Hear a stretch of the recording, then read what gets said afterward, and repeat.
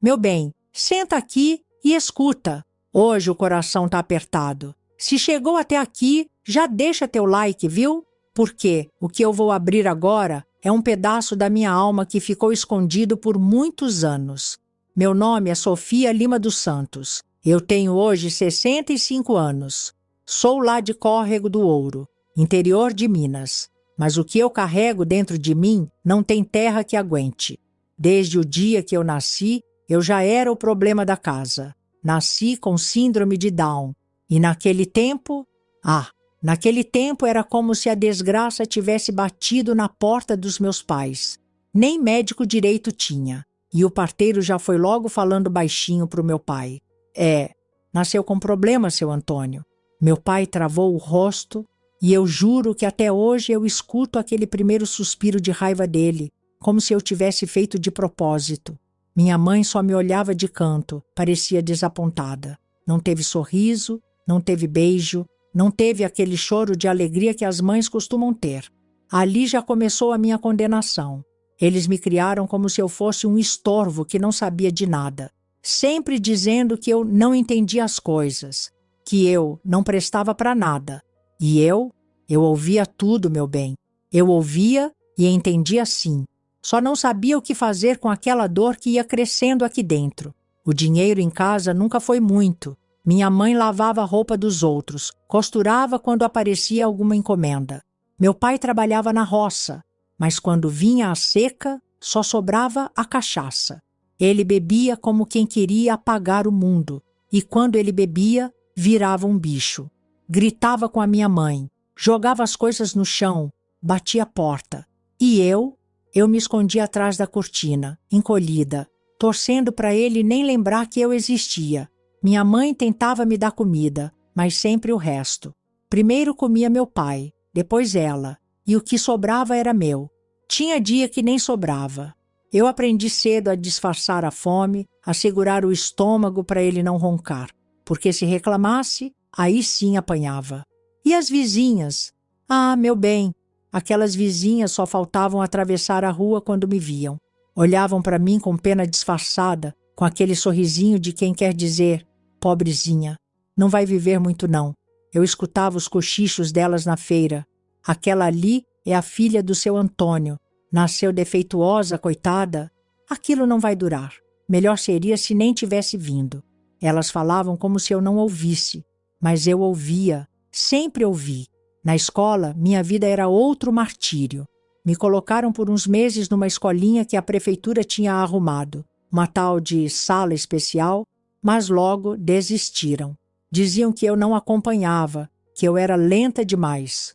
A professora olhava para mim como quem olha para um móvel velho. As outras crianças nem chegavam perto. As mães não deixavam. Diziam que eu podia passar coisa ruim para os filhos delas. Como se síndrome de Down fosse contagioso, meu bem. Quando eu tentava brincar com alguma menina, a mãe já vinha gritando lá do portão. Vem para casa agora, menina. Já falei para não misturar com gente assim. E eu voltava para o canto do quintal. Meu único amigo era um pedaço de pano velho que minha mãe costurou e chamou de boneca para eu me distrair.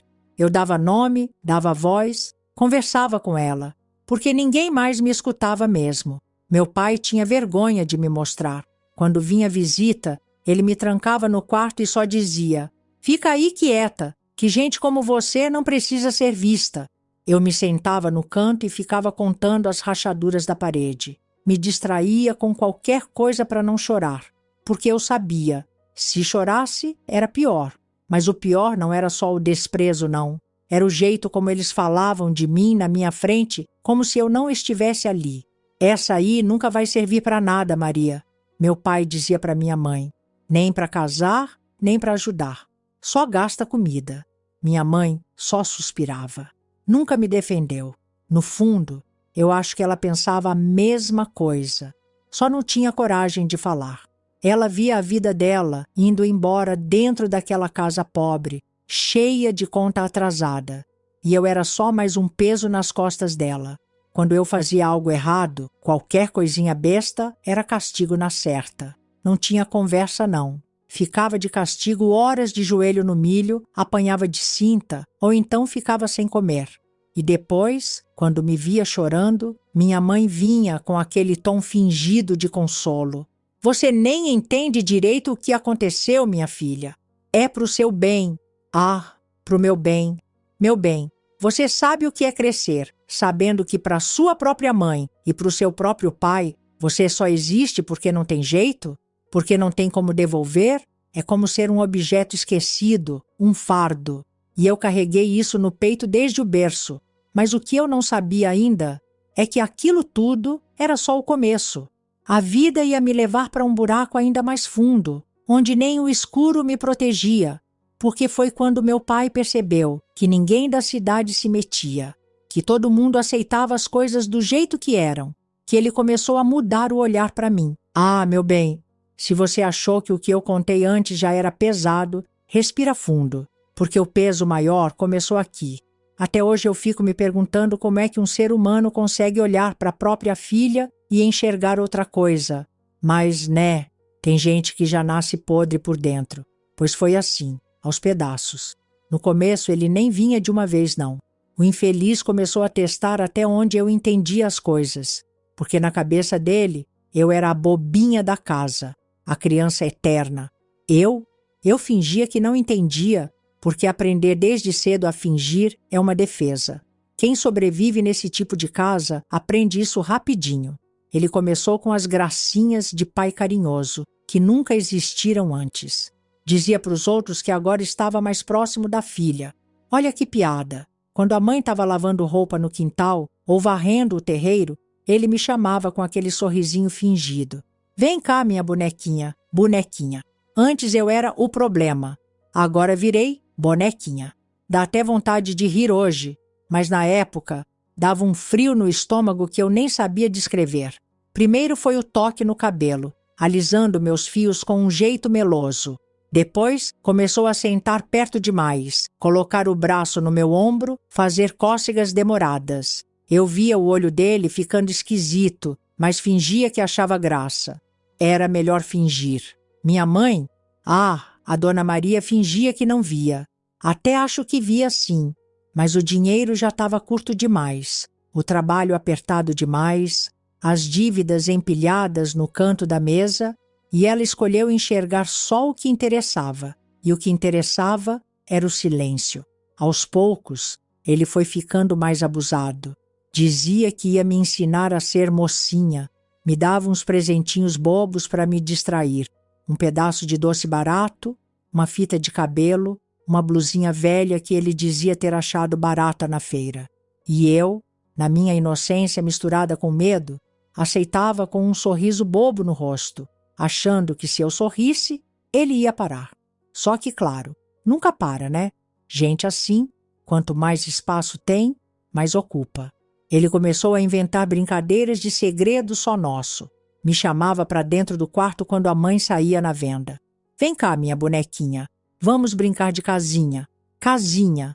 Olha o cinismo. Quem dera tivesse sido só isso. Aí me fazia sentar no colo dele. Primeiro, com as mãos pesadas demais no meu ombro. Depois, nas costas. Depois, na cintura. E quando eu me mexia, desconfortável, ele vinha com aquele sussurro nojento. Fica quietinha, bonequinha. Isso é coisa de pai e filha. É carinho. E eu engolia seco. Ficava parada, com o estômago apertado, fingindo que não sentia nada. Por quê, meu bem? Nessa idade, a gente sente. Só não entende direito o que está acontecendo. Mas o corpo já começa a rejeitar, sabe? Você sente que tem alguma coisa errada, mas não sabe dar nome. De noite, eu me encolhia na minha cama, abraçava minha boneca de pano e rezava baixinho. Não era reza bonita, não. Era pedido de socorro mesmo. Deus, me deixa ficar invisível, me deixa desaparecer. Mas o dia seguinte sempre chegava, e com ele o sorriso falso do meu pai e o olhar distante da minha mãe, fingindo que era tudo normal. Na vizinhança, a cidade continuava pequena e todo mundo continuava cego. As comadres da rua ainda falavam de mim como se eu fosse um enfeite defeituoso na prateleira. A coitadinha da Sofia, né? Sempre foi tão inocente, pelo menos é boazinha. Boazinha. Pois é, Boa para quem? Só não viam o quanto eu já carregava de dor guardada. Aí começou o que ele chamava de nossas tardes especiais. Era quando minha mãe ia para a casa da comadre lavar roupa e ele ficava em casa, cuidando de mim. Me chamava para assistir novela junto, me fazia deitar no colo dele, inventava de fazer massagem na minha perna, dizendo que era pro cansaço de crescer.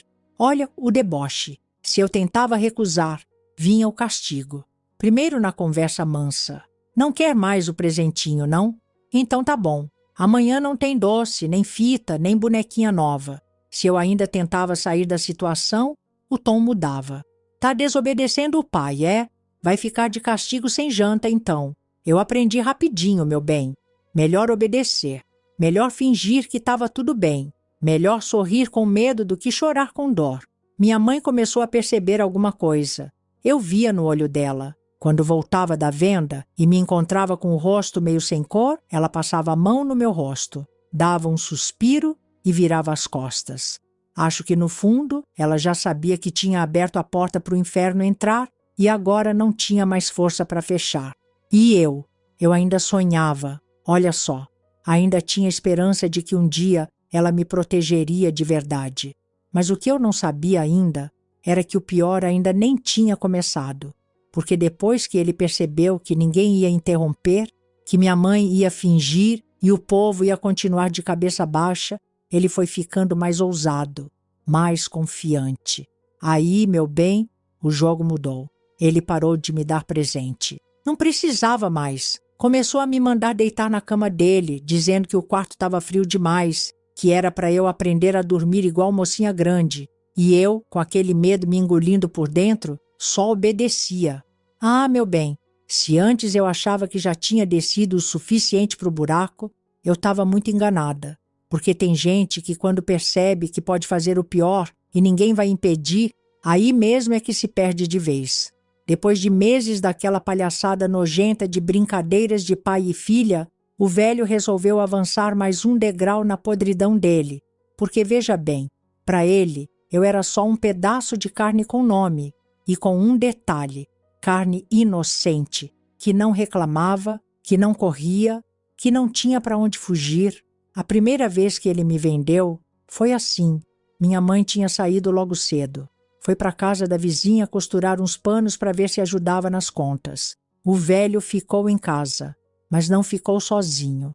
Apareceu um homem que eu nunca tinha visto antes. Um sujeito esquisito, gordo, meio careca, com cheiro de cigarro barato e dente amarelado. Na hora que ele entrou, eu já senti o ar da casa ficando podre. Era como se a sujeira tivesse ganhado forma. Meu pai me chamou no canto da sala. Vem cá, bonequinha. Vem cumprimentar o moço.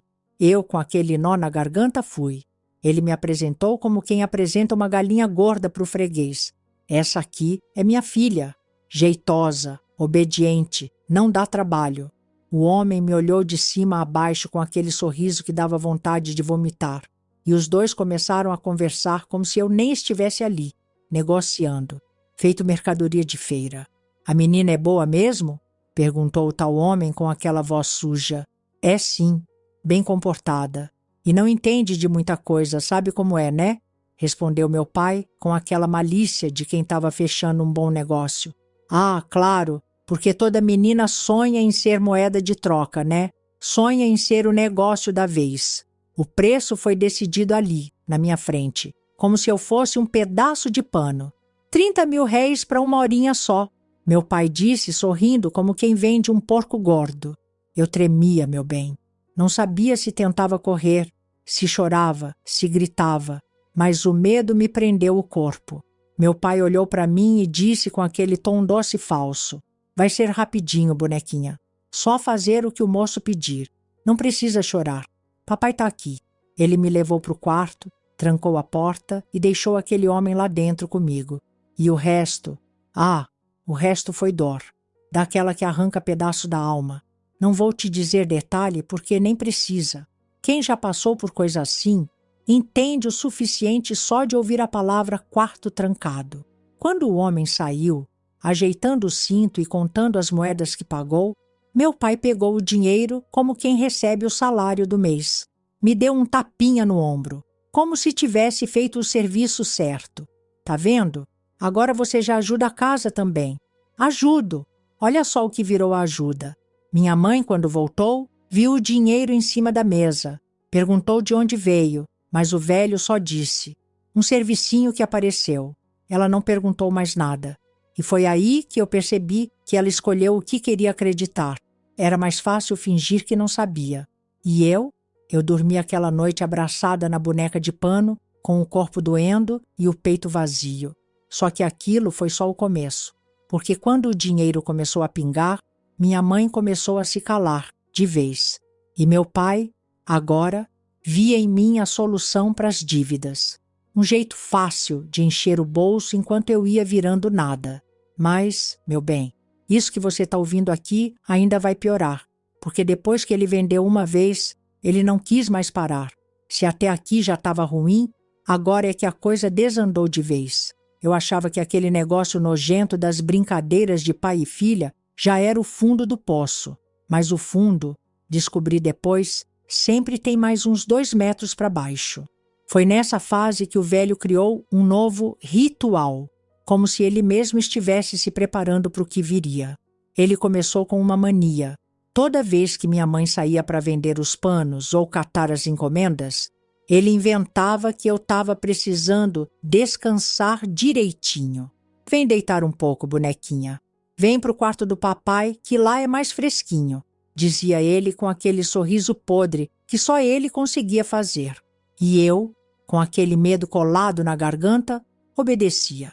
Porque eu já sabia. Se recusasse, era castigo na certa. Dentro do quarto, a porta sempre trancada. Ele sentava na beirada da cama, me chamava, me fazia sentar no colo dele. As mãos já não eram mais de pai há muito tempo, mas ele continuava com aquela fala mansa de covarde. Papai só está cuidando da filha. Isso é para você aprender a ser mocinha. Como se cuidar fosse enfiar a mão onde não devia, apertar o que não podia e me deixar com aquele embrulho na barriga. E a mãe? Ah, a mãe já estava fingindo melhor que muita atriz de novela. Ela saía cedo, demorava cada vez mais para voltar. Eu via o jeito dela sair. Não era só para trabalhar, era para não ver, para fingir que nada acontecia dentro daquela casa.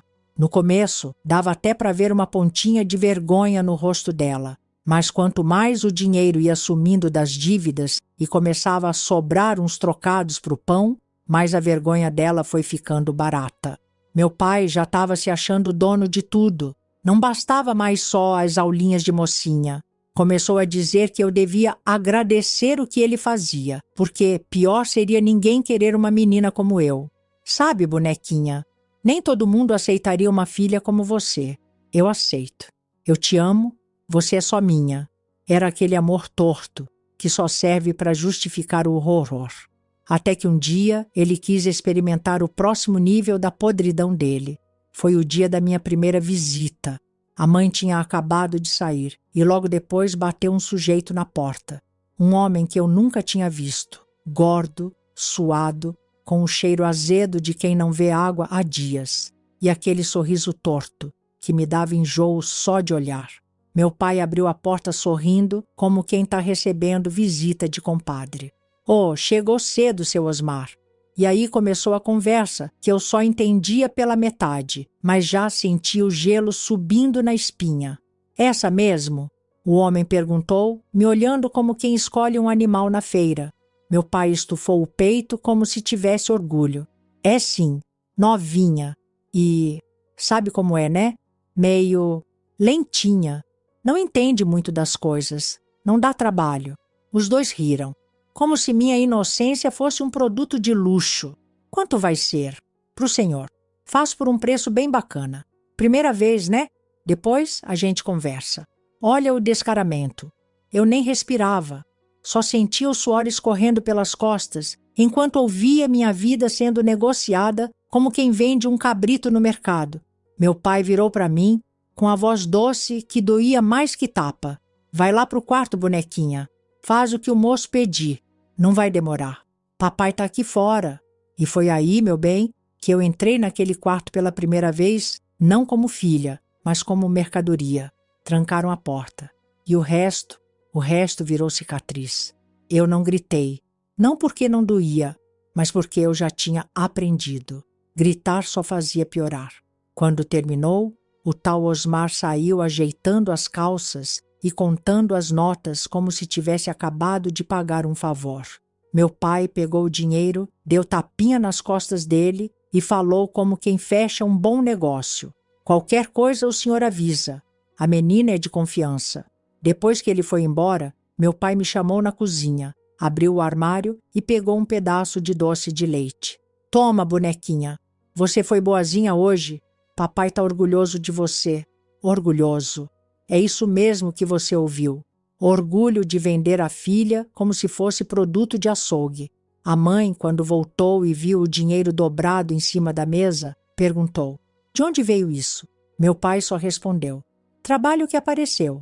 E ela? Ela só assentiu. Nem pediu detalhe, porque dinheiro, quando começa a entrar, tem esse efeito. Vai apagando a culpa devagarinho. A partir daí, aquilo virou rotina. As visitas passaram a ser mais frequentes. E eu desliguei por dentro. Aprendi a sair do próprio corpo, a me esconder lá dentro da cabeça enquanto tudo acontecia. Mas o pior ainda estava por vir, meu bem, porque meu pai percebeu rápido que dava para ganhar muito mais. E aí, a coisa foi longe demais. Se antes eu ainda sonhava em escapar, agora nem isso sobrava mais. Eu era só o corpo. A cabeça? Ah, essa eu fui largando pelo caminho. É o que a gente faz para sobreviver, sabe? Desliga por dentro e finge que não é com você. Depois daquela primeira vez nojenta, o velho viu que era um filão. Descobriu que tinha ouro dentro de casa. Claro, né? Afinal, o que é uma filha com síndrome de Down, que nem entende nada, como ele dizia, além de uma bela oportunidade de encher o bolso? A coisa foi escalando como fogo em palha seca. Começou com aquele Osmar podre. Depois vieram os colegas de boteco, conhecidos de estrada, uns fazendeiros sujos que só apareciam à noite. E eu virei atração exclusiva daquele prostíbulo disfarçado de casa de família. Minha mãe, no início, até fingia fazer perguntas. Coisa pouca, mais para acalmar a própria consciência. Quem era aquele, Antônio? E ele, cínico como sempre. Negócio. Homem de fora. Pronto. Era o suficiente para ela calar a boca e seguir varrendo o terreiro. Porque agora o dinheiro vinha dobrado. O fogão novo que ela tanto queria chegou. As compras na venda aumentaram. As roupas já não eram remendadas como antes. Olha que maravilha, né? Claro, porque a felicidade vem rapidinho quando o dinheiro sujo pinga fácil. Começaram até a combinar os horários. Ela já sabia quando sair, quando o pai avisava. Vai demorar na comadre hoje. Tem coisa para resolver. Ela pegava a bolsa, arrumava o lenço na cabeça e sumia por horas. Nem perguntava mais. No fundo, ela sabia. Sabia de tudo. Mas preferia a paz de não ter que ver com os próprios olhos o que se passava dentro do quarto trancado. E lá ia eu. Toda vez o mesmo roteiro nojento. O homem chegava, o dinheiro trocava de mão, a porta fechava. Eles me tocavam como quem mexe num pedaço de carne. Não perguntavam meu nome. Não se importavam com nada. Era como se eu nem existisse. E eu já nem chorava mais. Nem tremia. Fui ficando vazia, virando casca. Tinha noite que eu olhava para o teto do quarto enquanto tudo acontecia e só pensava: será que Deus está vendo isso aqui ou virou a cara também? Porque sinceramente parecia que ele tinha cansado da minha história e me largado de lado. O velho, esse sim, estava cada vez mais animado com o negócio. Começou até a fazer propaganda, veja só. Levava os colegas no bar e sussurrava: tem uma menina especial, diferente de tudo que vocês já viram. Discreta, confiança total, como se eu fosse um cardápio exclusivo de perversão, como se a minha inocência deformada fosse um tempero a mais para aquele bando de lixo humano. E o preço? Subiu, claro. A oferta cresceu. Ele sabia que aquilo era um atrativo para os tarados de plantão. A cada visita, o bolso dele ficava mais cheio. E eu, cada vez mais vazia. Minha mãe já nem escondia mais o conforto que o dinheiro trazia. Comprou sapato novo, panos finos para costurar, trocou os pratos lascados por jogo novo na cozinha, até frango assado teve na mesa, coisa que nunca vi antes naquela casa. Eu observava tudo com aquele vazio no peito, vendo minha própria mãe se empanturrar da comida comprada com o dinheiro da minha dor. Uma vez, num raro momento de coragem, eu perguntei baixinho: "Mãe, por que a senhora não me tira daqui?" Ela baixou os olhos, apertou o pano do avental nas mãos e respondeu, quase sussurrando: "Deus sabe de tudo, minha filha. Ele há de dar um jeito. Deus estava ocupado demais para olhar para a gente, só pode." Enquanto isso, o velho só crescia na própria ganância. Criou até código de horário. Segunda, quarta e sexta eram dias fixos de visita. Terça e quinta ele deixava livre para novos clientes. E o sábado? O sábado era o dia dos especiais. Os homens que pagavam mais, que pediam coisas diferentes. Teve uma vez que ele trouxe 2 de uma vez. Trancou a porta como sempre e disse: "Hoje vai ser um serviço bom, bonequinha. Papai está precisando de dinheiro pro açougue." Eu já não sentia mais nem medo. Só aquela vontade de sair flutuando do próprio corpo, virar ar, sumir. Depois de cada sessão, ele me dava uns docinhos, como se aquilo apagasse o horror. "Papai gosta quando você colabora. Olha aí, trouxe cocada para minha princesinha." Cocada. Olha o prêmio. E a vizinhança? A vizinhança fingia como sempre. Todo mundo sabia. É impossível que não soubessem. A movimentação de homens na porta, os cochichos, o dinheiro que passou a circular, mas ninguém queria se meter. Era mais fácil fechar os olhos. Minha vida virou isso, um desfile de monstros, um teatro de fingimentos e o silêncio cúmplice da minha própria mãe. Mas, meu bem, o pior ainda estava guardado, porque quanto mais dinheiro entra, mais ganância cresce. E o velho? O velho queria mais, sempre mais. Se antes eu ainda pisava dentro da minha casa, agora eu já nem chamava mais aquilo de lar. Era só o bordel de uma família que resolveu se vender inteira. Quer dizer, não a família, né? Europa. Só eu virei a mercadoria. O velho, depois de encher a barriga com o dinheiro dos vizinhos safados, achou pouco. Sempre é pouco, né? Para quem só pensa em bolso, nunca basta. Aí ele começou a se espalhar. Virou amigo de caminhoneiro, de viajante, de mascate, de tropeiro. Parava na beira da estrada e puxava assunto com qualquer um que tivesse 2 vinténs no bolso e uma mente podre o suficiente. Tenho uma mercadoria especial na minha casa. Coisa rara. Falava como quem vende café ou saco de milho. Nem disfarçava mais. E o pior, o povo vinha. Como vinha? Alguns só apareciam uma vez. Outros viravam freguês. Tinham até uns que voltavam e traziam mais amigos. Aquilo virou comércio. Era como se eu fosse o segredo sujo mais comentado da região. Minha mãe? Essa já estava do outro lado faz tempo. Agora ela ajudava até a lavar a roupa, para as visitas, ajeitava o quarto, botava a mesa com café e bolo quando os homens chegavam. Virou dona de casa de puteiro, com avental limpo e sorriso de quem aceitou a vida como ela veio. Lembro de um dia, o pai dizendo para ela, com aquela naturalidade podre dele: "Maria, hoje vem 3 de fora. Vai lá na venda e traz pão fresco, que não quero ninguém falando mal da recepção." E ela foi, como se fosse preparar lanche para a comadre. Eu já nem me reconhecia mais. Não falava, não pensava, não sonhava. Quando os homens batiam à porta, eu sabia o que me esperava. Subia para o quarto sem nem precisar de ordem.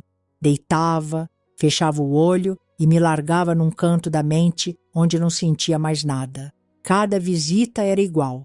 Eles entravam, me olhavam como quem confere a mercadoria, faziam o que vinham fazer e saíam contando as moedas. Me chamavam de menina especial, bonequinha diferente, docinho raro, palavras que grudavam na pele como lama.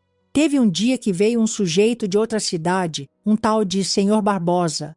Veio com um amigo, todo engravatado, desses que andam com lenço de pano no bolso da camisa. Gente de dinheiro. Meu pai esfregou as mãos quando viu. Para homens finos, preço especial. e os dois pagaram dobrado, como se o luxo deles justificasse a sujeira. Naquele dia, eu quase apaguei. O corpo já não reagia mais. Era só peso largado em cima da cama.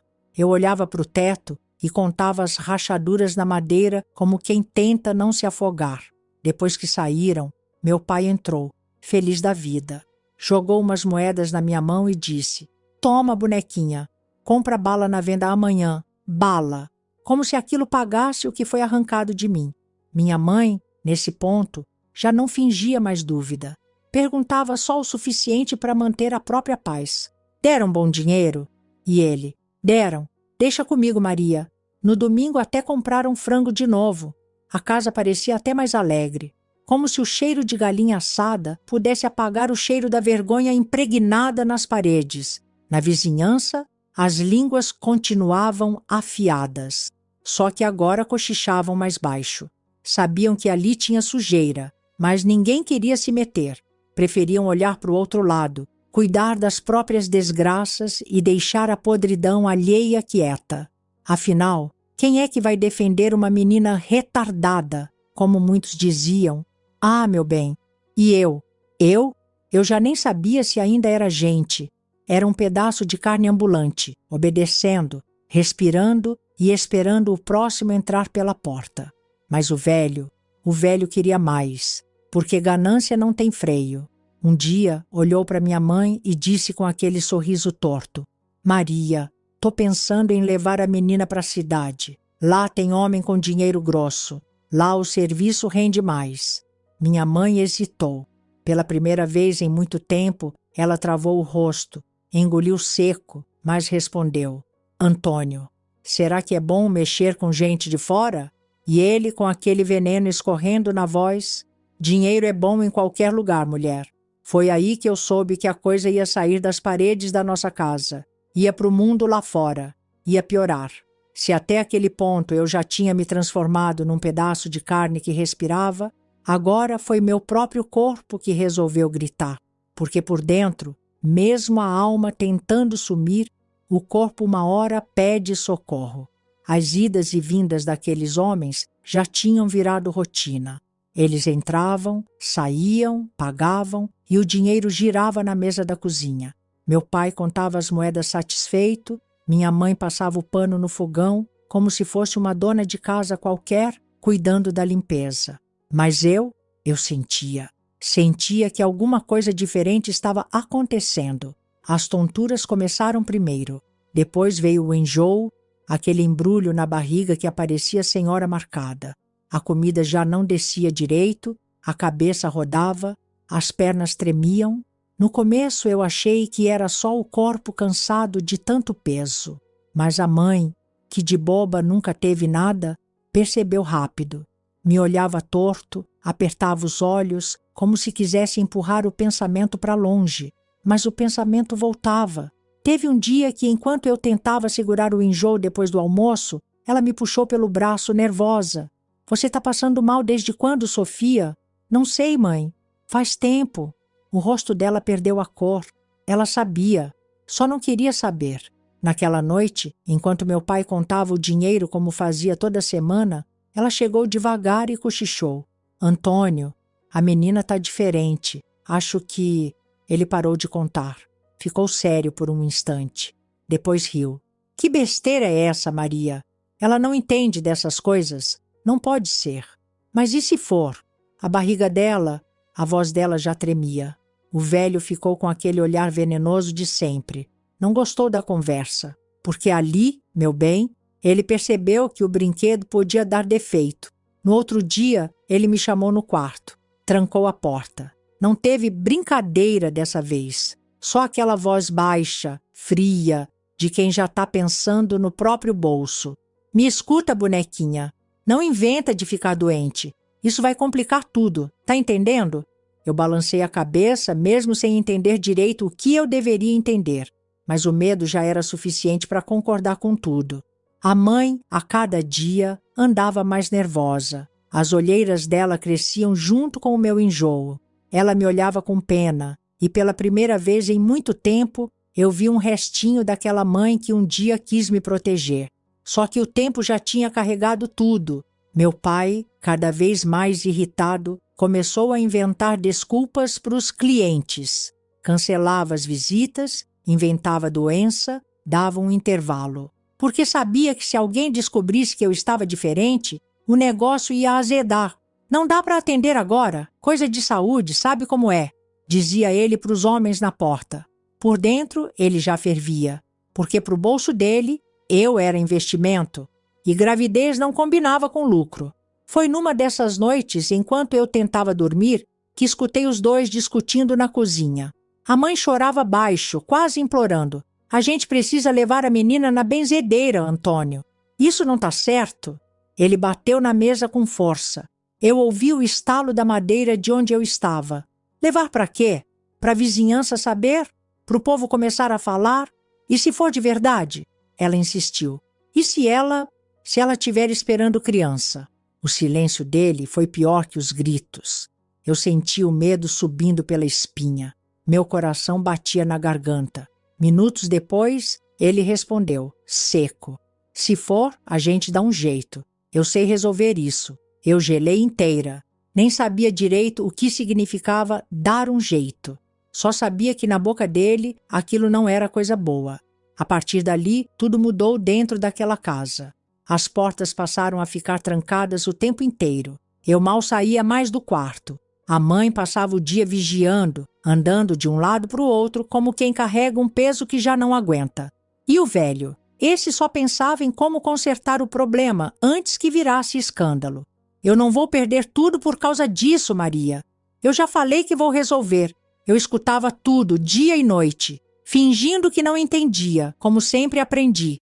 Mas o medo comia meu peito por dentro como bicho. Agora não era mais só o horror dos outros. Era o medo do que o meu próprio pai podia fazer comigo. Porque quando o dinheiro está em jogo, até o pouco de humanidade que sobra vira poeira. Mas o que aconteceu depois, meu bem, o que ele fez para tentar resolver foi o pedaço mais sujo dessa história. E se você chegou até aqui, não se esqueça de se inscrever no canal, deixar o seu like e de me dizer de onde é que você está me ouvindo. Eu já achava que não tinha mais nada para perder. Ingênua, eu viu? Sempre tem um fundinho do poço guardado só para mostrar que a vida ainda consegue piorar. O dinheiro já não entrava mais com a mesma frequência. A barriga, que até então ficava escondida debaixo dos panos largos, começou a denunciar o que ninguém mais podia fingir. A cada dia, a protuberância crescia um pouquinho, e com ela, o desespero do meu pai. Minha mãe, essa agora parecia outra. Andava feito alma penada dentro de casa, me seguindo com os olhos, como se esperasse que eu desabasse a qualquer momento. E eu só tentava respirar e segurar o vômito que vinha sem avisar. As noites ficaram longas demais. Eu deitava com a cabeça girando, sentindo aquele serzinho crescendo dentro de mim e pensando, será que essa criaturinha vai ter a mesma sorte que eu? Meu pai, com o bolso vazio e a raiva crescendo, começou a ficar perigoso. Não falava mais em trabalho. Agora só se ouvia um tal de preciso resolver. Numa dessas noites pesadas, escutei a conversa dos dois na cozinha. Minha mãe, com a voz trêmula, tentando o impossível. Antônio, a menina não aguenta mais. Não aguentar? Ele cuspiu, cheio de desprezo. Ela aguentou até agora. Aguenta mais um pouco. Isso não pode continuar, Maria. Já já a vizinhança percebe. Aí acabou tudo. Minha mãe ainda tentou. A gente podia levar ela para o padre, pedir ajuda, sei lá. Ele riu. Aquele riso amargo de quem já não via mais ser humano em mim. Padre? Padre não paga dívida. Foi nesse clima que, dias depois, o velho chegou em casa com um embrulho sujo. Tinha saído cedo, voltou já escurecendo com aquele olhar que dava calafrio. Hoje nós vamos cuidar disso de vez, disse seco. Minha mãe travou. Eu, do canto da sala, só via o pano grosso envolvendo as tais soluções que ele trouxe. Ervas, vidros com líquidos fedorentos, chumaços de pano. Tudo embrulhado como quem leva veneno escondido. Ele olhou para minha mãe e ordenou. Sai daqui, Maria. Agora não tem mais conversa. Ela hesitou. Pela primeira vez em muito tempo, a voz dela tremeu, mas saiu. Não, Antônio.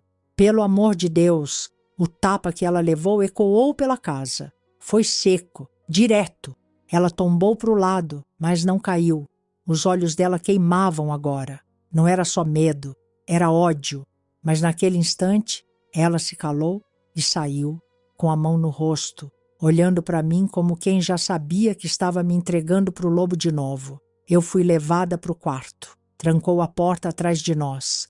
O velho começou o ritual. Não era médico, não era benzedeira, era só o desespero de um homem podre tentando salvar o próprio bolso. Segurou meu queixo, forçou aqueles líquidos garganta abaixo. O gosto era de ferro e mato podre. Eu me engasgava. Ele apertava meu nariz para forçar a deglutição. Engole, bonequinha. Vamos limpar isso aí. Depois das garrafadas, vieram os chás fervidos, tão amargos que queimavam por dentro. Quando terminei de engolir aquilo, começou o aperto na barriga. Ele esfregava as mãos pesadas na minha pele já esticada, apertava com força, como se quisesse esmagar o que crescia ali. A dor foi subindo, rasgando. O suor escorria gelado, o ar sumia dos pulmões. Eu me contorcia na cama, o corpo inteiro tremendo. Mas eu não gritava, nunca gritava, porque se gritasse era pior.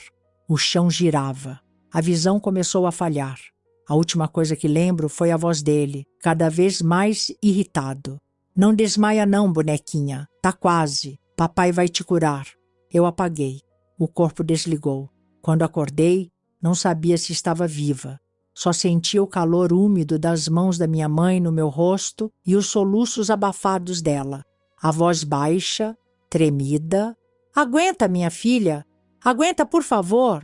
Vi sangue. Muito. E o pano imundo já com aquela marca de fim que ninguém precisa me explicar o que era. O bebê, que nem viu o mundo, foi embora ali mesmo. Minha mãe me cuidou com desespero nos dias seguintes. Trocava os panos, fazia os caldos, cantava baixinho, como quem tenta reparar anos de abandono com umas poucas colheradas de afeto. O velho sumiu de casa por dias. Sumiu mesmo. Só voltou quando a casa já fedia a febre e tristeza. Entrou mudo, saiu calado. Nem olhava na minha direção. No fundo, até ele sabia que tinha passado do ponto. Mas minha mãe começou a mudar. O ódio dela começou a criar raiz. Eu via nos olhos dela algo que nunca tinha visto antes. Aquela raiva fria que vai fermentando por dentro, alimentada por culpa e desespero. O medo dela não era mais do marido, agora era dela mesma, do que seria capaz de fazer. E aí, meu bem, foi nesse ponto que ela começou a planejar. A mulher que um dia se curvou, agora preparava o terreno para me tirar daquele buraco. Demorou, mas parece que o peso da culpa finalmente empurrou minha mãe para fora do buraco onde ela mesma se enfiou por tanto tempo. Porque, olha, aguentar ela aguentou. Viu coisa que muita mãe não suportaria nem ouvir falar. Fingiu por anos que não sabia. Fez vista grossa enquanto eu virava a moeda de troca dentro daquela casa. Mas tudo tem limite. Depois daquela noite suja, em que meu pai quase me matou para se livrar do bebê, a cabeça dela começou a funcionar de outro jeito. Não era mais aquela mulher assustada que andava pisando em ovos o tempo inteiro. Agora ela andava com o rosto duro, o olhar fixo, como quem carrega dentro do peito um segredo pesado demais para dividir com alguém. Meu pai ainda tentou voltar à velha rotina por uns dias. Quis reabrir o negócio, como se o horror de antes tivesse sido só um tropeço. Bateu na minha porta com aquele sorriso cínico, segurando um pedaço de doce na mão. Vamos, bonequinha, papai já tem gente querendo voltar. Mas eu não mexia nem os olhos, só respirava. Não tinha mais nem força para fingir que estava ali. Foi aí que minha mãe começou o plano dela. Não falou nada comigo no começo. Acho que não sabia nem se ia ter coragem de seguir até o fim. Mas eu via ela sumir de manhã cedo e voltar no final da tarde, com a desculpa de sempre. Fui na venda, mas ninguém demora 6 horas na venda, né? Teve um dia que vi ela conversando com a dona Zuleika, uma vizinha linguaruda que sabia da vida de todo mundo. Cochichavam no quintal da venda, olhando para os lados como quem espera o capeta aparecer a qualquer momento. Dali em diante, minha mãe começou a sair com mais frequência. Sempre sozinha, sempre carregando um pacote debaixo do braço. Roupa, eu supunha. Quando voltava, os olhos dela estavam cada vez mais decididos. Um dia, enquanto eu repousava na cadeira velha do quintal, ela chegou perto e sussurrou: "Eu vou tirar você daqui." Eu nem reagi, nem entendia mais o que era esperança naquela altura. Ela continuou: "Tô falando com uma amiga, uma de longe. Ela vai ajudar, mas a gente tem que ser rápido." Minha cabeça girava devagar com aquela informação. Era como ouvir falar de outro mundo. Um mundo que eu nem sabia se existia mais. As semanas foram passando e o clima na casa ficou ainda mais tenso. Meu pai andava irritado. Percebia que alguma coisa estava fora de lugar, mas não conseguia descobrir o quê. Começou a chegar bêbado quase toda noite. Batia nas portas, xingava, jogava os copos contra na parede. "Tem coisa errada aqui. Vocês estão me escondendo coisa." Minha mãe fingia calma. Servia o jantar como se nada estivesse acontecendo, mas as mãos dela tremiam. Foi então que ela me contou tudo. Numa noite de chuva, sentou ao meu lado e, pela primeira vez em muitos anos, segurou minha mão como mãe de verdade. A amiga que vai ajudar morava longe, na cidade de Itapira. Vai mandar um carro vir buscar a gente numa estrada de terra, fora daqui. Mas precisamos sair sem ele perceber. O plano era arriscado demais. E minha mãe sabia disso. Se o velho descobrisse, não sobraria ninguém vivo para contar história. Passamos dias agindo como sempre, fingindo que a rotina era normal, enquanto por dentro o medo nos roía. Na noite marcada, ela me acordou com um sussurro. "Agora, Sofia." Vestiu em mim um vestido simples, amarrou um lenço na minha cabeça e pegou uma sacola pequena. Não levamos quase nada. Ela sabia que o que a gente precisava era vida. O resto se dava um jeito depois. Descemos devagar, pisando como fantasmas. Meu pai dormia, largado na cadeira com a garrafa caída no chão. Ressonava alto, cheiro de cachaça no ar. Quando abrimos a porta dos fundos, a chuva fina molhava o chão de barro. Saímos na escuridão, com o coração batendo na garganta. Caminhamos até o fim da estrada de terra, onde o mato fechava e a estrada sumia para o meio do nada. E lá estava o carro, um Chevrolet velho, enferrujado, com um homem de chapéu largo no volante. A amiga da minha mãe estava no banco do carona, abrindo os braços para receber a gente. Minha mãe me empurrou para o banco de trás com pressa, entrou logo em seguida e o carro partiu. Enquanto o motor fazia o barulho pesado na estrada esburacada, eu olhava pela janela. A casa foi ficando pequena atrás de nós. E ali, meu bem, foi a primeira vez que senti algo que eu não reconhecia há anos. Ar nos pulmões. Mas, a gente ainda não estava a salvo. Porque o velho não ia deixar barato quando acordasse e visse a casa vazia. Fugir daquele inferno foi só o primeiro passo. Muita gente pensa que, depois que a porta do cativeiro se abre, vem alívio, vem paz. Bobagem. O que vem primeiro é o medo de ser puxada de volta pelos cabelos. O carro da amiga da minha mãe nos levou por aquelas estradas de terra onde cada buraco parecia o próprio coração pulando pela boca.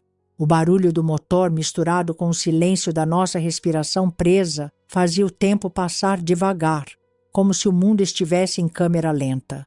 Minha mãe apertava minha mão o tempo inteiro, como quem tem medo de me soltar e eu evaporar no meio do mato. Eu, que nem força tinha mais para imaginar futuro, só olhava pela janela escura, vendo as sombras do matagal dançando sob o luar fraco. Chegamos na casa da tal amiga, Dona Clarinda, uma senhora de rosto marcado por rugas fundas e olhos duros de quem já tinha visto mais desgraça do que festa na vida. "Entra rápido", foi tudo o que ela disse. O lugar era simples, afastado da cidade, escondido entre árvores grossas, longe das línguas fofoqueiras que cercavam o povoado onde vivi. Ali a gente ficou. Minha mãe agora andava como bicho arisco.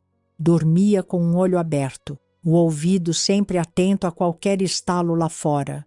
E eu continuava naquele meu estado de meio existência, corpo presente, alma longe. Mas, meu bem, a gente sabia que o velho ia acordar. E quando acordasse, ia virar o mundo para nos achar. E foi exatamente isso que aconteceu. 2 dias depois da fuga, o desgraçado apareceu na venda do centro, gritando que as 2 sumiram com o dinheiro dele, como se fosse só dinheiro que ele tivesse perdido. Diziam que ele rodou a cidade inteira, ameaçando quem quisesse dar notícia. Fez amizade com uns conhecidos ruins, aqueles que sempre tiveram medo dele, mas também viviam debaixo do mesmo teto da maldade. Gente que faz qualquer serviço sujo em troca de umas moedas. Começou a espalhar cartaz? Claro que não, meu bem. Não estamos nesse tempo ainda. Mas espalhou o medo. Falava nos 4 cantos. Quem souber onde elas estão, fala. Se não falar, vai pagar caro. A vizinhança, que já sabia da podridão dele há anos e sempre calou, agora calava por puro medo. A dona Clarinda foi firme. Só saía de casa de madrugada para buscar mantimentos. Cuidava de tudo em silêncio, como quem esconde uma joia valiosa num buraco no quintal. Mas a tensão, essa não dava trégua. A cada cavalo que relinchava na estrada, minha mãe corria para a janela, o rosto pálido. Cada voz distante fazia o coração dela tropeçar. Teve uma noite, o susto foi maior. Um dos capangas do meu pai chegou a bater no portão. Dona Clarinda! A voz grossa ecoou na escuridão. Sei que tem visita aí. Não se mete nisso. Minha mãe me abraçou com tanta força que parecia querer me engolir no peito. Clarinda, firme, respondeu pela janela fechada. Aqui não tem ninguém além de mim. Vá embora. Ele não insistiu muito. Sabia que invadir a casa de Clarinda era arrumar briga feia com a cidade inteira, porque ali até o diabo tinha medo daquela velha. Mas o recado estava dado. Eles estavam perto. Minha mãe já quase não dormia. Os olhos fundos dela pareciam 2 buracos negros. As mãos tremiam dia e noite, mas a vontade de me proteger era maior que o cansaço. Eu via o desespero consumindo ela de dentro para fora, como se estivesse pagando cada moeda suja que aceitou, enquanto eu era usada como mercadoria. Numa dessas noites sem sono, ela cochichou no meu ouvido. Eu não vou deixar ele te levar de volta, Sofia. Nem que eu morra. As lágrimas escorriam, mas a voz dela agora era de ferro. A cada dia, o cerco apertava. O velho já tinha falado com gente de outras cidades. Tinha mandado capanga até nas fazendas vizinhas. Ele não aceitava ter perdido a mercadoria que o sustentou por tanto tempo. Mas a Clarinda tinha outro plano. Não dá mais para ficar aqui, disse ela num tom seco. Ele vai acabar achando. Nós vamos levar vocês para mais longe. Tem um conhecido meu que pode ajudar. Minha mãe assentiu. Eu só segui o fluxo como sempre fiz. A segunda fuga estava prestes a começar. Agora o risco era maior, porque sair de um monstro é difícil, mas escapar 2 vezes exige coragem de quem já não tem mais nada a perder. E, meu bem, essa nova viagem, essa sim foi o passo mais arriscado de todos. Fugir uma vez já é difícil. Agora, fugir 2, isso vira quase um jogo de xadrez com o diabo. E, olha, o diabo andava rápido atrás da gente. A dona Clarinda, que de boba nunca teve nada, sabia que esconder a gente na casa dela não ia durar muito mais. O velho já tinha espalhado os capangas dele pela região, como quem espalha milho para galinha. Se ficasse ali, era questão de dias para sermos achadas. Numa noite sem lua, a velha nos chamou na cozinha. Chegou a hora, Maria. Não dá mais para esperar. Minha mãe, com os olhos ainda inchados de tanto chorar escondido, só assentiu. Não tinha mais espaço para hesitação. Ou a gente saía, ou virava isca fácil. Clarinda tinha arrumado um conhecido dela, o seu Benedito, um homem simples, de poucas palavras, mas de coragem do tamanho do mundo. Ele ia nos levar para bem longe, para um lugarejo que nem no mapa aparecia.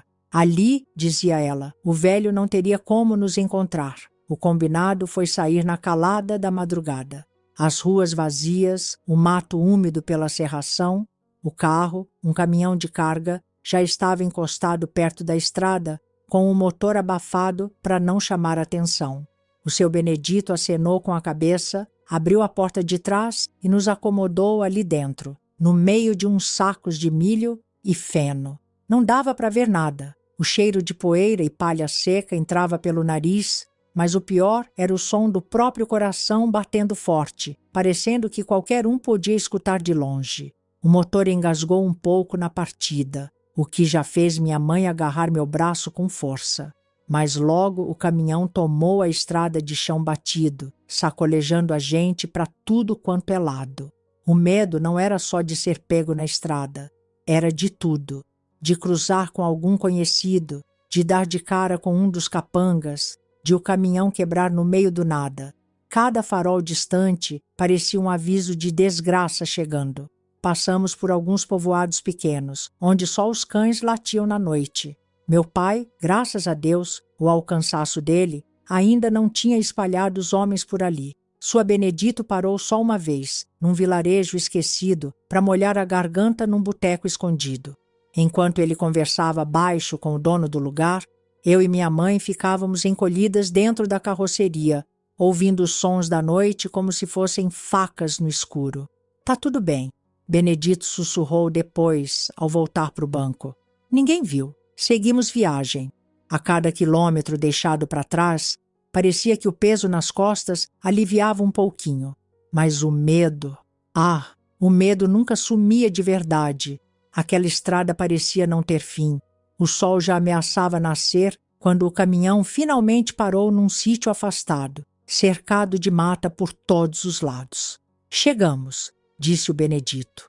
Ali, o combinado era esperar por um tempo, até que as coisas esfriassem.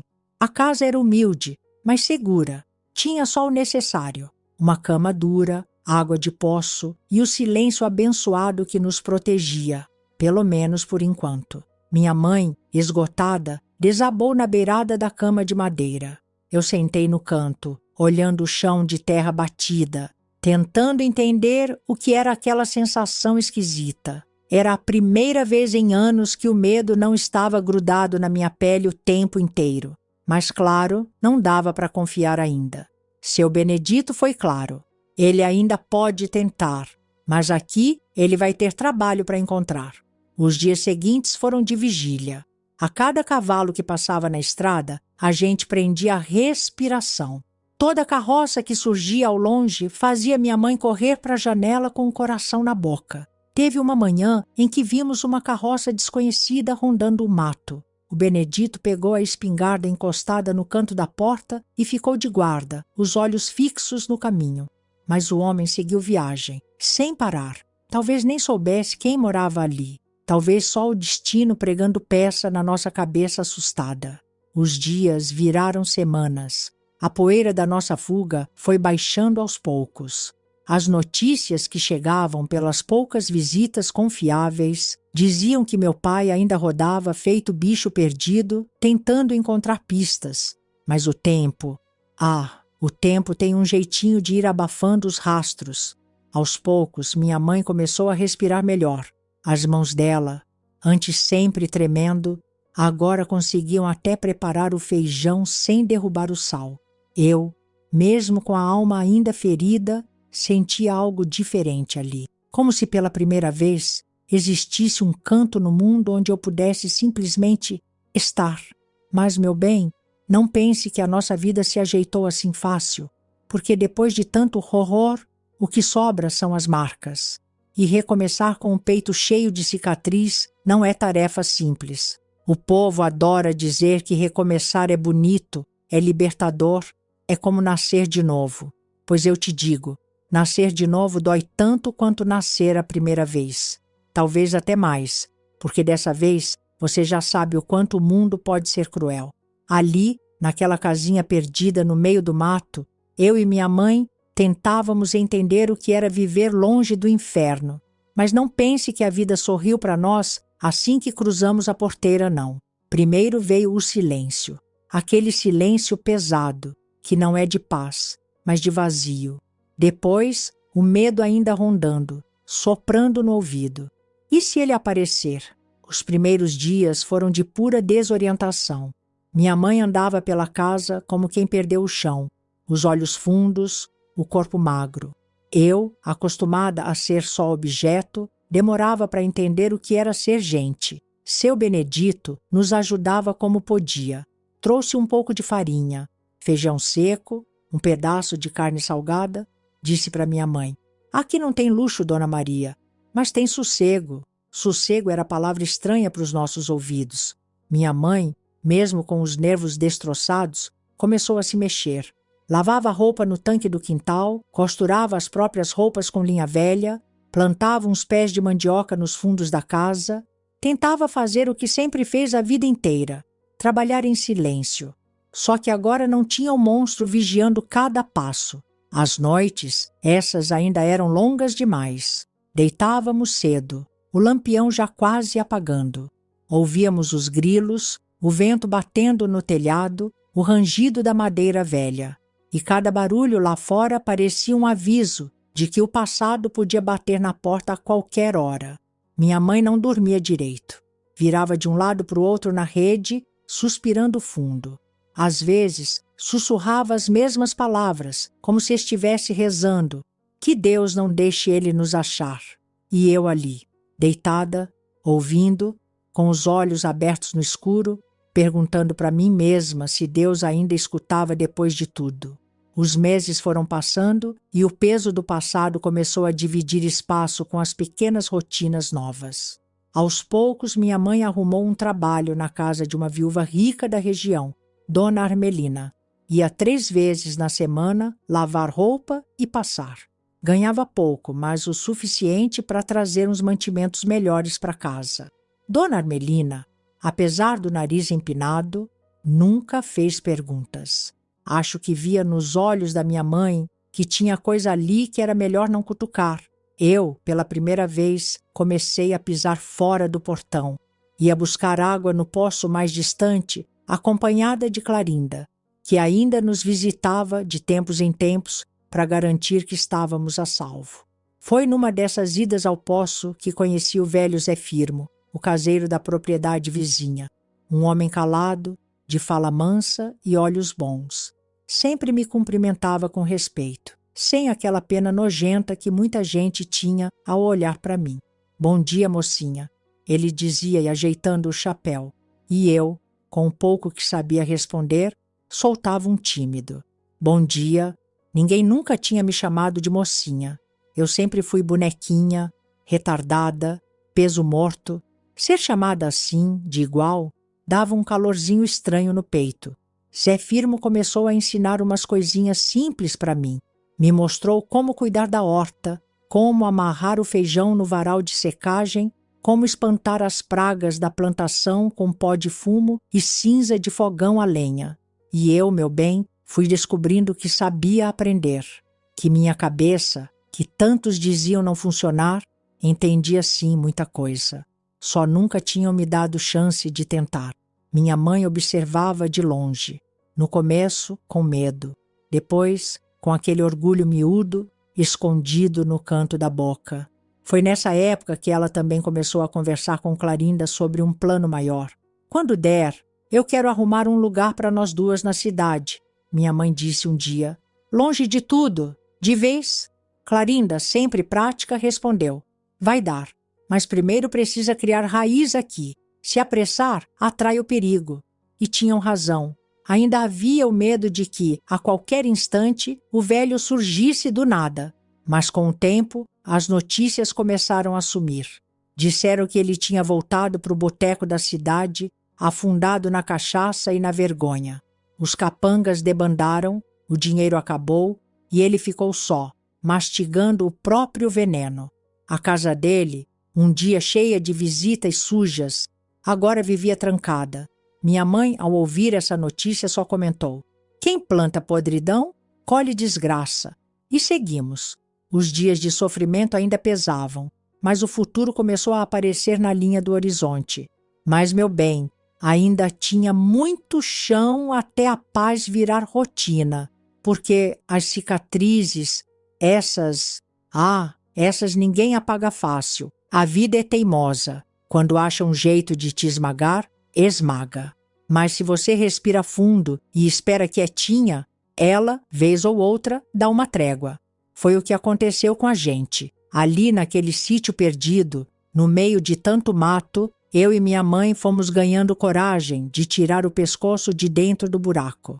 Primeiro com o Zé Firmo me ensinando os serviços da roça, depois com a Clarinda organizando aquele plano de levar a gente, finalmente, para a cidade.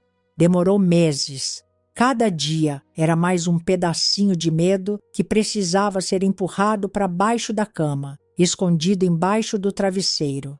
Minha mãe só sossegou de verdade quando teve certeza que o velho não tinha mais força, nem para procurar o próprio nariz, quanto mais a gente. Disseram que ele ficou por lá mesmo, encostado na bebida, afundado no próprio veneno, largado feito resto de feira depois da chuva. Nem capanga sobrara mais. O dinheiro secou, os amigos sumiram e o orgulho apodreceu junto. Minha mãe nunca pronunciou mais o nome dele. Nunca. Falava só. O outro lá, quando a Clarinda enfim disse que era seguro, começamos a planejar a ida para a cidade pequena ali perto, onde ninguém conhecia nosso rosto. Benedito, sempre com aquela calma de quem carrega o mundo nas costas, conseguiu um lugar para a gente. Uma pensão humilde, dessas de madeira com telhado baixo e cheiro de café queimado logo cedo. A mudança foi feita de madrugada, como sempre. A vida da gente foi inteira no escuro. A primeira vez que botei o pé na cidade foi estranho. O barulho, o movimento, as pessoas apressadas, tudo parecia outro planeta. Eu, que cresci trancada, usada, escondida, agora via um mundo cheio de rostos que não sabiam quem eu era. E, meu bem, foi aí que eu descobri o que é anonimato. Um remédio forte para quem carregou vergonha a vida toda. Minha mãe logo arrumou serviço como lavadeira numa casa de família rica, os Andrade. Gente de nariz empinado, mas que pagava certo e não fazia perguntas demais. Eu comecei a ajudar numa pequena venda de secos e molhados, limpando o chão, organizando as sacas de arroz, dobrando panos. O dono, seu Agenor, era daqueles homens secos, mas honestos. Nunca me olhou com aquele olhar torto que eu já conhecia tão bem. Trabalho bom, menina, ele dizia. Aqui é só serviço, sem conversa. E eu agradecia por isso. Melhor o silêncio frio do que as palavras venenosas de antes. Os meses foram passando e aquela vidinha simples foi virando rotina. O medo de olhar para trás nunca sumiu, mas perdeu um pouco da força. Minha mãe, com o rosto mais descansado, começou até a costurar de noite para ganhar um troquinho extra. Fazia avental, pano de prato, remendava a roupa de vizinho. Não quero mais depender de ninguém, dizia ela. Aos poucos, fomos comprando nossos próprios pratos, panos de cama, as primeiras panelas nossas. Parece besteira para muita gente, mas para quem perdeu tudo, até colher nova parece ouro. As noites ainda eram complicadas. Sonhos ruins vinham me visitar. Aquele quarto trancado, o som da chave girando, o cheiro azedo dos homens, o gosto amargo das ervas do meu pai, tudo vinha rondar minha cabeça de vez em quando. Minha mãe, quando percebia, sentava na beira da minha cama, passava a mão no meu cabelo e sussurrava. Já passou, Sofia. Agora você está segura. O curioso, meu bem, é que era ela tentando me acalmar. Mas eu sabia que ela mesma ainda lutava contra os próprios pesadelos. Nunca falamos muito do que aconteceu. Não tinha o que falar. As palavras não dão conta de certas coisas. A gente só se entendia no olhar. Com o tempo, a vida foi virando vida mesmo. Eu aprendi a fazer contas simples, a escrever meu nome direito. Seu Agenor gostava de dizer para os fregueses: essa menina aqui trabalha direitinho. Nunca vi preguiça nela. E eu sorria, um sorriso tímido. Mas meu, o nome do meu pai nunca mais foi pronunciado por ninguém. Era como se o mundo tivesse engolido ele e a gente, finalmente, pudesse respirar. Mas, claro, O passado nunca desaparece por completo. Ele só fica quieto num canto, esperando ser chamado. Eu sempre carrego comigo a sombra de tudo o que passei. Minha mãe seguiu firme até onde conseguiu. Lutou muito para me dar um pedaço de dignidade, mesmo depois de tanto erro. Hoje, quando eu penso em tudo, vejo o quanto a gente apanhou da vida, mas não tombou. Chegamos. E olha só quem sobrou no final dessa novela de tragédia. Eu, sentada aqui com esses meus 65 anos, o rosto cheio de ruga, como raiz de árvore, a coluna torta de tanto carregar dor antiga. Se um dia alguém me dissesse que eu ia chegar viva até aqui, eu teria dado risada. Não aquela risada alegre, não. Aquela seca, de canto de boca, que a gente dá quando não tem mais lágrima para gastar. A vida nunca me deu festa, nem fita colorida, nem abraço quente. Me deu foi peso. Mas veja só, tô aqui. Depois daquela fuga maluca, daquelas noites escondidas, daquelas viagens em caminhão com cheiro de milho velho, eu e minha mãe fincamos raiz ali naquela cidade pequena, onde ninguém sabia de onde viemos. E ninguém perguntava.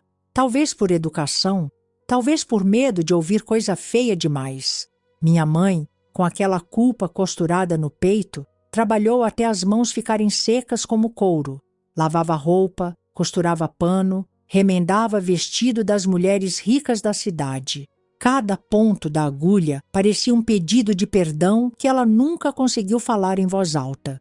Eu seguia atrás dela, primeiro limpando o chão, depois ajudando na venda, até aprender a lidar com as contas simples. E olha só, até escrever meu nome bonitinho. Era pouco? Era. Mas para quem só conheceu o mundo trancada num quarto, parecia diploma de doutor. As noites ainda eram compridas. E o medo, esse nunca foi embora de vez. Só ficou mais quieto, encolhido num canto escuro da cabeça. Minha mãe carregava a culpa feito cruz nas costas. Não dizia, mas eu via. Às vezes, à noite, acordava e via ela sentada na cadeira, olhando para o nada, como quem conversa com os próprios demônios. Eu não culpava mais ela. Cansei de gastar ódio. Não tinha mais força para isso. Só sentia pena. Pena de nós duas. Os anos passaram e a gente foi montando nossa vidinha. Comprei minhas próprias panelas, meu primeiro pano de prato só meu. Coisa besta para muita gente, mas que para mim era conquista. Nunca casei. Também nunca quis. Depois de tudo, homem para mim virou sinônimo de perigo. Preferi a solidão. Pelo menos ela não encosta, não bate, não vende, não tranca a porta. Os vizinhos me conheciam como a Sofia da venda, a Sofia da costura, a Sofia que mora com a mãe. Gente educada que não fazia pergunta demais. Melhor assim. Meu pai morreu como viveu, podre. Soube pelas línguas soltas que o encontraram caído na beira de um brejo, com a boca cheia de lama e a alma já no inferno. Não chorei, nem alegria senti. Só aquele vazio frio de quem já não sente nada por um nome que deveria ter sido pai e virou carrasco. Minha mãe foi indo aos poucos. A saúde dela nunca foi boa depois de tanto veneno engolido na vida. Um inverno bravo levou ela de vez. Fiquei sozinha de gente, mas carregada de lembranças. Porque essas, meu bem, nunca saem do quarto. Dormem na cama com a gente, cochicham no ouvido de madrugada, aparecem na cabeça quando o silêncio aperta. Mesmo assim, fui seguindo. Hoje em dia, acordo cedo, faço meu café no coador de pano, sento nessa cadeira e deixo o tempo passar. Às vezes costuro uns paninhos para as vizinhas, às vezes só fico ouvindo os passarinhos cantar. Eles, pelo menos, nunca me fizeram mal. À noite, quando o sono custa vir, olho para o teto e penso, como é que eu estou viva? E a resposta é sempre a mesma, porque sobreviver foi o que me ensinaram desde pequena. Não porque alguém me ensinou com carinho, mas porque a vida obrigou. Não tenho neto, não tenho filho, não tenho marido. Tenho só essa história torta que agora eu resolvi abrir. Não porque eu queira pena, mas porque eu quero que fique registrado. Para ninguém dizer que foi mentira, que eu inventei dor. Tudo o que vivi está aqui dentro. E sabe o que mais? Eu venci. Não venci com festa, com música, com final de novela bonita. Venci do jeito que a gente vence quando a vida é bruta, respirando, mesmo quando parece que o ar não entra. E hoje, meu bem, sentada aqui, com a mão cansada e o coração cheio de cicatriz, eu digo com força: eu não sou o que fizeram de mim. Eu sou o que sobrou depois que eles tentaram me acabar. E isso ninguém nunca vai tirar. E se você gostou desse relato, não se esqueça de se inscrever no canal, deixar o seu like e de me dizer nos comentários de onde é que você está me ouvindo.